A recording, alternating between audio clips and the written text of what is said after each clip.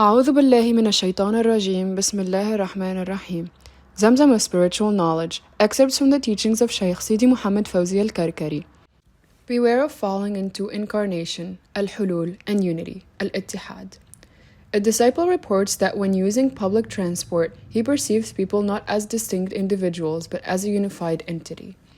Sidi Shaykh responds, this perception is nonsensical because the physical eye discerns distinct units and sees Muhammad, Ali, Fatima, among others, indicating that it remains within the realms of dispersion and plurality. A person who through his eye perceives only a singular unit is indeed veering towards the doctrines of incarnation and unity. Such an individual mistakenly conflates Allah Jalla Jalaluhu with his creation, deviation from which we seek protection from Allah Jalla Jalaluhu. Allah Jalla Jalaluhu never amalgamates with his creation, for the real existent cannot be confined and contained within the perishable. Those who acknowledge the divine unity only perceive his blessed light, transcending and originating the perishable forms. These individuals are exceedingly rare. Conversely, a disciple who deems that the divine mingles with the creation may gravitate towards Buddhism, from which may Allah Jalla Jalaluhu safeguard us. In the Quran, Allah Jalla Jalaluhu describes humanity as a plurality, using O people. Whereas the soul or nafs is singular, Allah Jalla Jalaluhu created us from one nafs. As He says, we created you from a single nafs, and from this nafs, He created its pairs. The one who attains the first nafs, namely the nafs of the Prophet, peace be upon him, is in the realm of the first unity, or unit.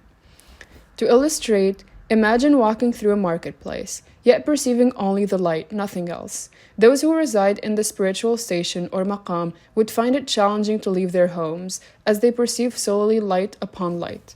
They no longer see the mundane or dunyawi, they exist beyond this physical world. Such individuals, for example, could inadvertently cause traffic accidents.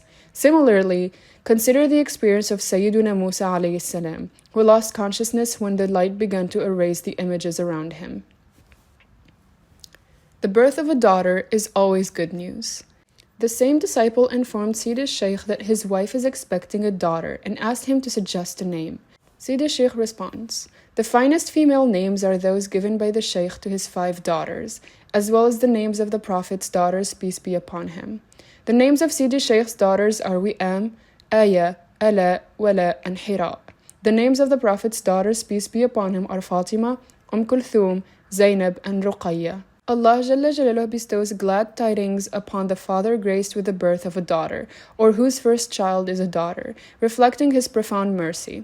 A daughter remains a steadfast companion to her parents, offering support and prayers for them during their lifetime and beyond. Additionally, a father who successfully arranges his daughter's marriage is promised a place in paradise. Such a birth is a cause for celebration. The one who first welcomes a daughter into his family is rewarded with plentiful rizq or provision, in contrast to sons who may bring challenges, trials, and weariness.